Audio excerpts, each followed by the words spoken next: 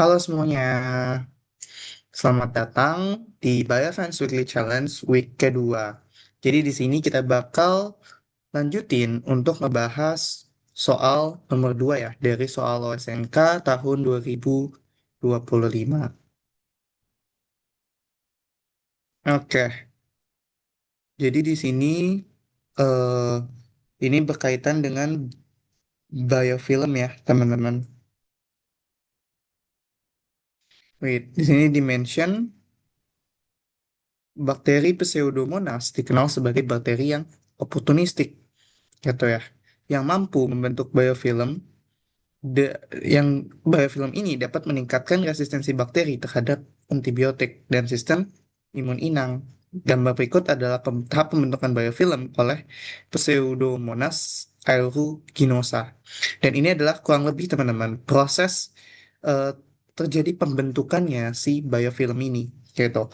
Jadi awalnya sel bakteri itu tuh dalam bentuk yang individual gitu, dan bakteri yang individual ini dinamakan sebagai sel plantonik gitu. Terus kemudian ketika dia ada permukaan entah di bagian gigi atau bagian permukaan lain gitu, salah satu struktur dia yaitu si Fili 4 ini, si Fili 4 ini dia akan menempelkan gitu ya dirinya ke suatu permukaan gitu. Nah, proses penempelan gitu ke suatu permukaan itu dinamakan sebagai adsorpsi gitu. Jadi berbeda ya dengan absorpsi. Kalau absorpsi itu kan penyerapan. Kalau adsorpsi itu adalah penempelan aja kayak gitu.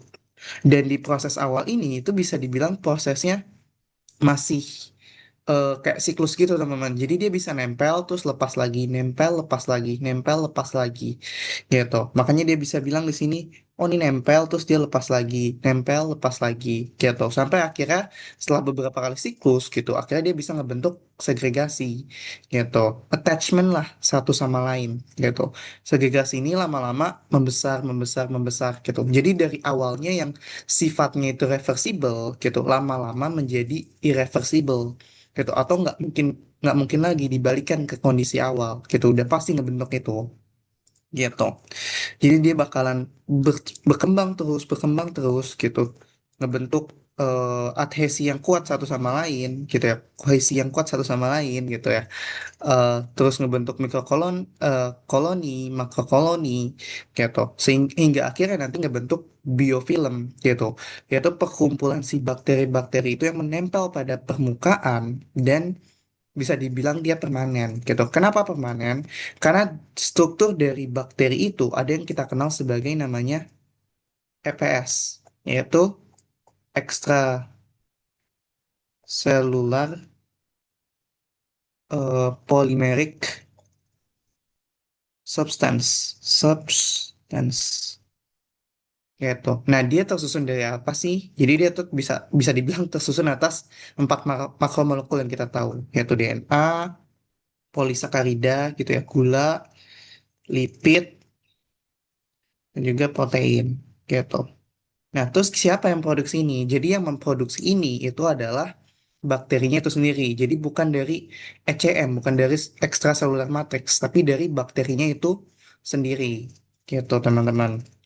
Nah, gimana kok bisa kebentuk ini gitu? Jadi proses ini gitu ya, si bakterinya ngebentuk EPS itu pada saat dia udah eh, udah ngeklam gitu, udah berkelompok ngebentuk koloni gitu. Cara taunya udah ada banyak gitu bakteri di dalam satu area itu adalah dengan cara yang namanya quorum sensing, teman-teman.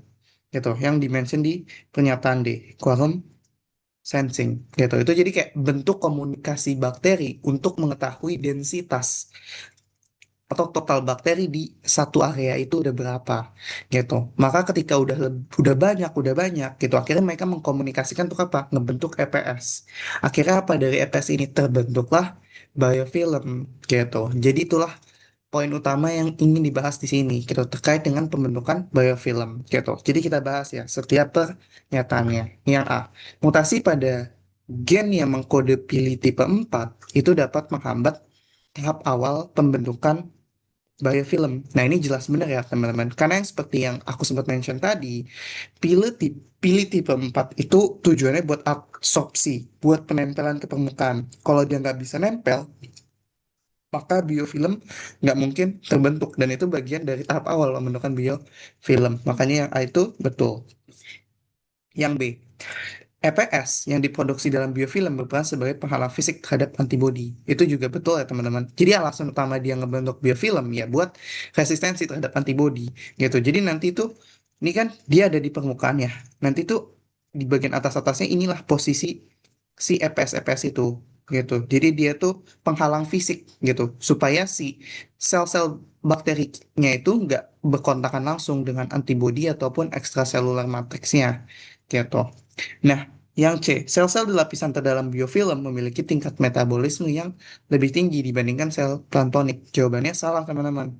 Kenapa? Karena bayangin, semakin dalam dia, otomatis akses dia terhadap oksigen, terhadap nutrisi semakin terbatas kan. Karena yang tadi bilang, antibodi, apa tuh, tadi antibodi aja nggak bisa masuk gitu. Artinya nutrisi juga sangat terbatas gitu untuk bisa menembus biofilm ini, apalagi lapisannya paling dalam, otomatis keberadaan nutrien itu sedikit, apalagi oksigen juga sama, sedikit. Nah, ketika oksigen dan nutriennya sedikit, otomatis dia akan berusaha menyesuaikan sebaik mungkin.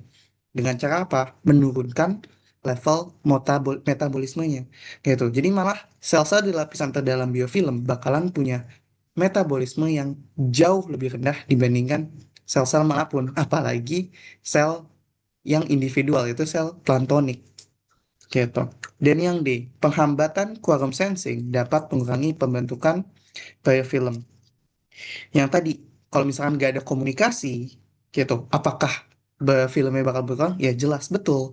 Gitu. Ketika komunikasinya terganggu, maka kita nggak tahu apakah kita udah banyak nih densitasnya, udah cukup untuk membentuk biofilm atau enggak. Jadi kalau nggak ada komunikasi, maka nggak ada biofilm yang terbentuk. Makanya yang D ini jawabannya betul ya. Penghambatan quorum sensing dapat mengurangi pembentukan biofilm. Kayak gitu. Oke, sip. Sekian teman-teman buat week kedua untuk Biofans Weekly Challenge. Sampai jumpa di week ketiga. Terima kasih guys.